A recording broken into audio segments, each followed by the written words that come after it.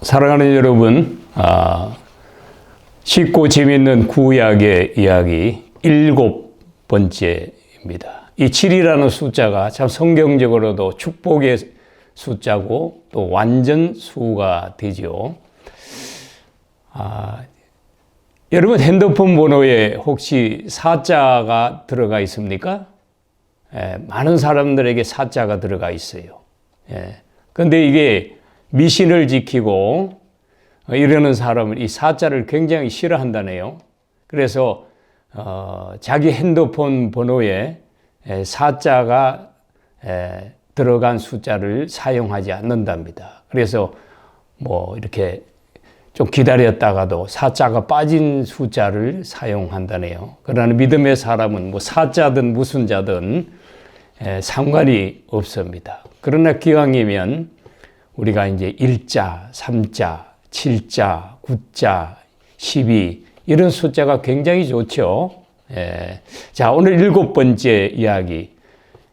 지난번에 한 주간 쉬었습니다만은 지난번에 아브라함의 이 얘기를 하면서 가정사에 대해서 간략하게 말씀을 드렸습니다.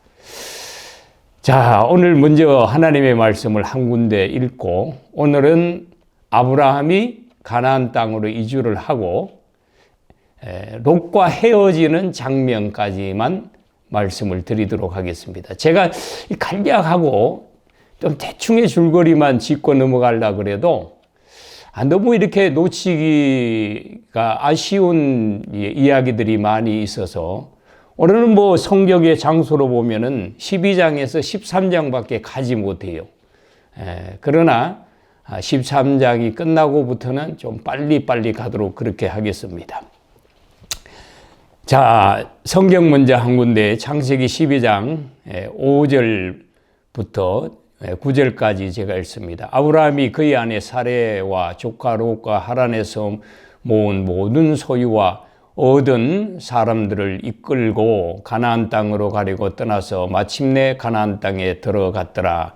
아브라함이 그 땅을 지나 세겜 땅 모래 상수리 나무에 이르니 그때에 가나안 사람이 그 땅에 거주하였더라.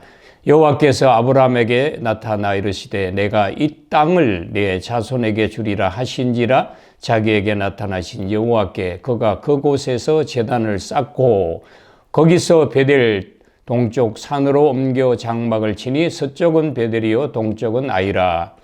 그가 그곳에서 여호와께 제단을 쌓고 여호와의 이름을 부르더니 점점 남방으로 옮겨갔더라. 자, 아브라함이 참 중요하죠. 여러분 기억하십니까? 복습하는 의미에서 아브라함은 세 가지로서 조상으로 칭한다 그랬습니다. 특별히 유대인들이. 첫째는 민족의 형성이 아브라함부터니까 민족의 조상입니다.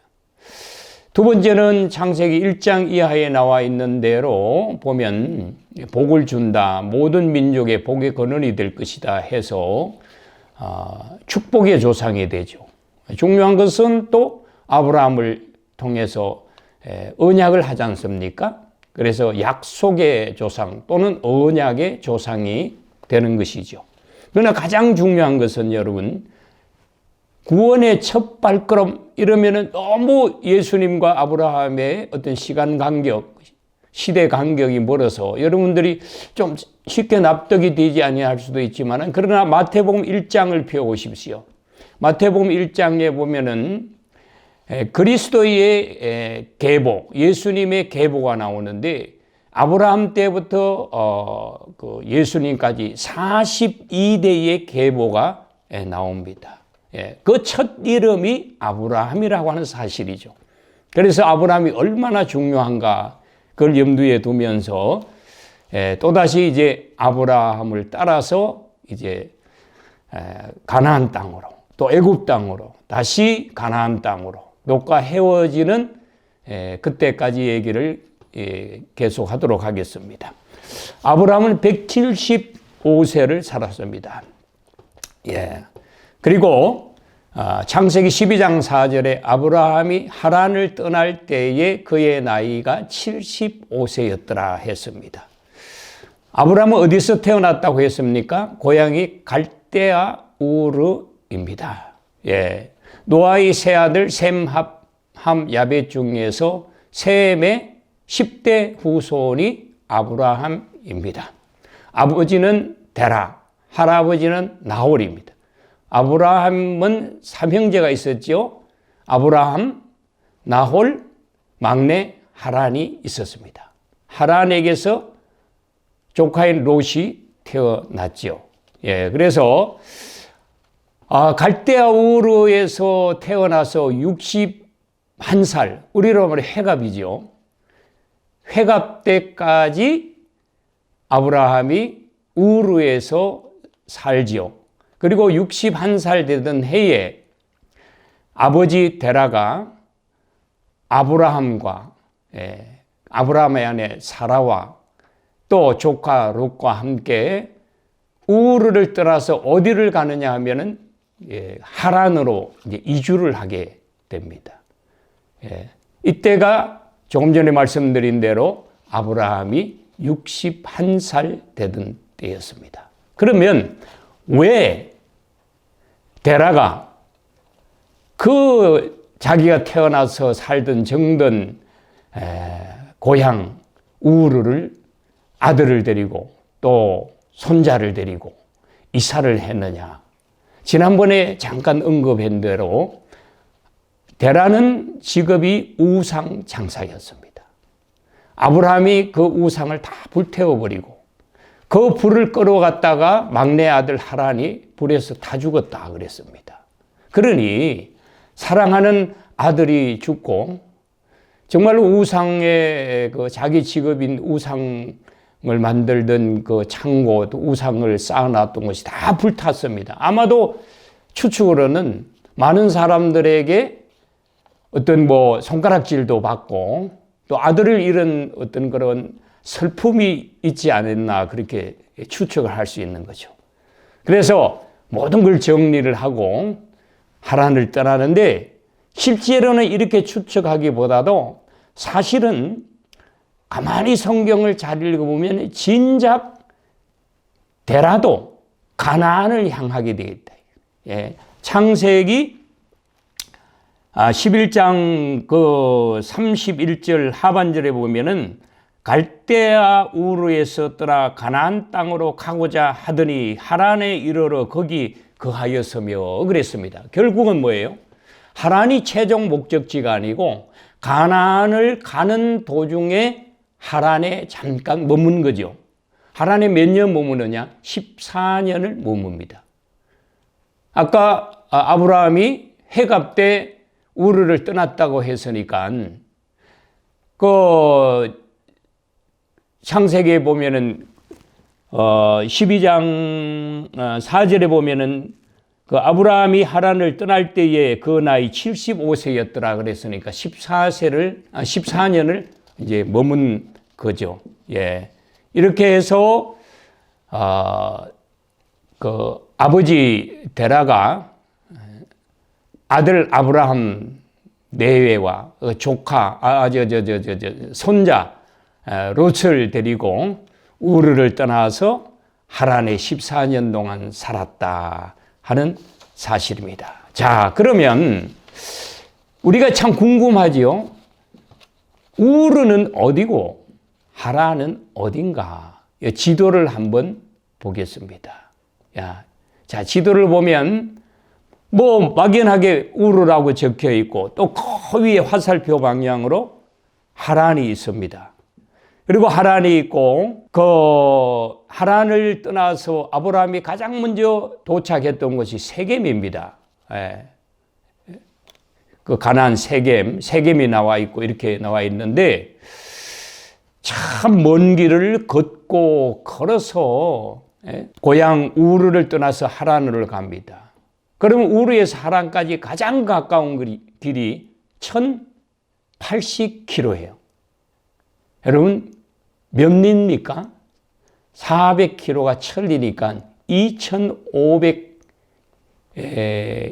정확하게 2,600리 정도 되네요. 예. 그죠?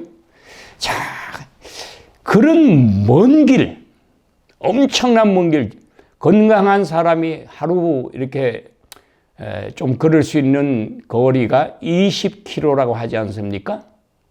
그러면 이걸 1080km를 20km 나누면 얼마 나옵니까? 52일 동안 걸었습니다. 그런데 사람이 과연 그렇게 하루도 쉬지 아니하고 계속 하루에 매일 20km씩 52일 동안 걸을 수 있느냐? 불가능합니다. 예. 요즘 뭐 비행기나 차로 가면 금방 갈 거리지만은 그때는 이동 수단이 가장 보편적인 것이 걷는 것이었겠죠. 예. 이렇게 여러 달, 뭐 석 달이 걸릴 수도 있고 넉 달이 걸릴 수도 있고 걸려서 이제 하란에 도착을 했고, 아까 말씀드린 하란에 14년을 살다가 이제 그곳에서 아버지 데라가 이제 죽죠. 죽자마자 이제 하나님 아버지께서 아브라함에게 나타나셔서 이제 내가 지시할 땅으로 가라. 이렇게 해서 아브라함이 이제 하란을 떠나게 됩니다. 예. 지도를 보시면 우르에서 하란에서 세겜으로 가는 것을 볼 수가 있습니다. 예. 그러면 우르는 지금 어디냐? 지금 우르는 이라크입니다. 이라크. 예. 하란은 어디냐? 터키입니다. 예. 뭐 이렇게 작은 지도를 통해서 보니까 뭐 화살표를 이렇게 따라가면 별거 아닌 것 같지만은 엄청난 먼 거리를, 그럼 하란에서 출발해서 세겜에 도착했는데 하란에서 세겜까지는 몇 킬로냐? 한 800km 가까이 됩니다. 예. 이와 같이 먼 길을 자기가 먹고 살기 위해서 고향을 떠난 것이 아니고 하나님의 말씀을 따라서 먼 길을 걸은 이 아브라함을 볼 수가 있습니다. 자, 이렇게 해서 하란을 떠나서 이제 가장 먼저 도착한 곳이 이제 베델입니다. 오늘 읽은 말씀도 보면은 5절에 아브라함이 하란을 떠나서 마침내 가나안 땅에 들어갔더라 그랬고, 또 그 들어가는 곳이 6절에 아브라함이 그 땅을 통과하여 세겜 땅 모래 상수리 나무에 이르르니 그랬습니다. 그때에 가나안 사람이 그 땅에 거하였더라 그랬습니다. 세겜에 이르렀습니다. 자, 여러분, 하나님 아버지께서 아브라함에게 고향 친척 아비의 집을 떠나 내게 보여줄 땅으로 가라. 내가 너로 큰 민족을 이루게 하고 너의 이름을 장대하게 하고 너는 복이 되고 너를 통하여 모든 땅의 족속이 복을 받을 것이다. 참 엄청난 축복이죠. 하늘 문을 연 축복을 아브라함에게 주었습니다. 자, 아브라함이 하나님으로부터 이런 언약을 받았죠. 예, 언약을 받고 아브라함이 이제 가나안 땅에 이제 도착을 했는데, 중요한 것은요, 그곳에서는 토착민이 있어서 뭐 그다지 아브라함이 오는 것을 누가 이렇게 방해를 한다든지 그러지 아니하고 아주 이렇게 무사히 세겜 땅에 정착을 했고, 또 세겜 땅에서 아브라함이 이제 또 일상을 이루어 가죠. 근데 중요한 것은 사람이 적이 아니었어요. 무엇이 적이었느냐? 기근이 적이었습니다. 비가 오지 아니함, 가뭄, 경작이 되지 아니하고 목마르고 배고픔이 아브라함을 괴롭혔습니다. 그로 말미암아서 아브라함이 애굽에 내려가면은 땅이 기름지고 그곳에서는 아직도 가뭄이 없고, 이렇게 소식을 듣고 애굽으로 이렇게 잠시 피하게 되죠. 그 내용이 그 12장 10절 이하에 있습니다. 근데 문제는 아브라함이 애굽에 내려갔는데요. 아브라함의 아내 사라가 굉장히 미모였던 모양이에요. 이렇게 해서 애굽의 대신들도 아브라함의 아내를 탐을 냈는데 아브라함이 이 사라가 그때 이름은 사레였죠. 사레가 자기 아내라고 하면 자기를 죽여버리고 아내를 취할 줄 알고 누이라고 속였습니다. 이렇게 해서 여차여차해서 이 사례가 어디까지 가냐 하면 바로의 궁전까지 들어가게 됩니다. 그래 아브라함에게 누이라고 속였으니까 누이를 데려오는 대가로 많은 가축들을 이렇게 주었습니다. 다른 재산도 이렇게 검은 보화도 좀 주고 이렇게 했다고 성경은 기록하고 있어요. 그런데 하나님 아버지께서 바로에게 나타나셔서 바로를 징계하고 재앙을 내렸어요. 바로가 이걸 알고 아브라함을 불러서 막 책망을 했습니다. 그런데도 준 재산들은 빼앗지 아니했어요. 이렇게 해서 아브라함이 애굽에서 크게 이제 어떤 재산을 모을 수가 있었다. 아마 이것도 하나님의 뜻과 섭리가 아닌가 이와 같이 생각을 합니다. 이렇게 해서 애굽에 한 10여 년 가까이 있다가 다시 올라오게 되죠. 올라오는데 어디에 오겠느냐? 세겜과 아이 그 사이에 장막을 이렇게 치게 됩니다. 그런데 문제가 또 하나 생겨요. 이제 재산이 많다 보니까 특별히 유목 생활을 했잖아요. 유목 생활을 하다 보니까 롯의 목자와 아브라함의 목자가 서로 싸우게 되는 거예요. 그렇게 해서 아브라함이 어느 날 롯에게 조카, 이제 우리가 헤어질 때가 됐다. 너도 이제 웬만큼 이제 재산도 있고 너도 독립을 해야 되지 않느냐.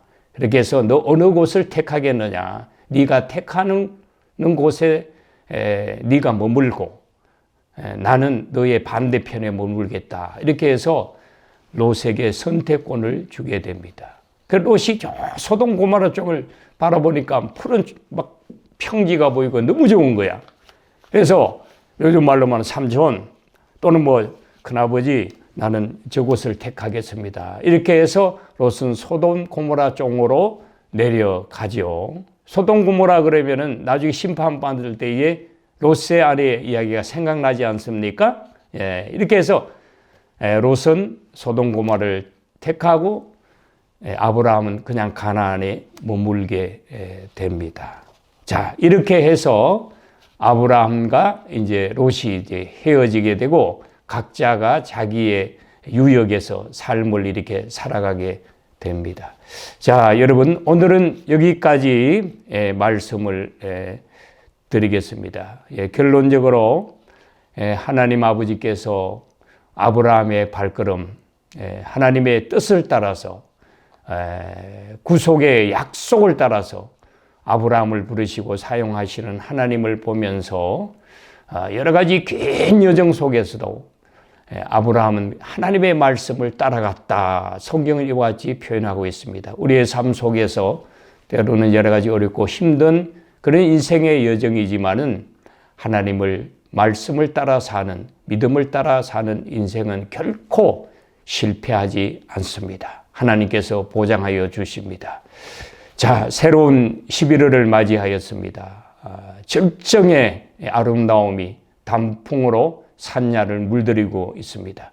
여러분의 영혼도 아름답기를 또 가을같이 충만하기를 주의 이름으로 간절히 축원합니다.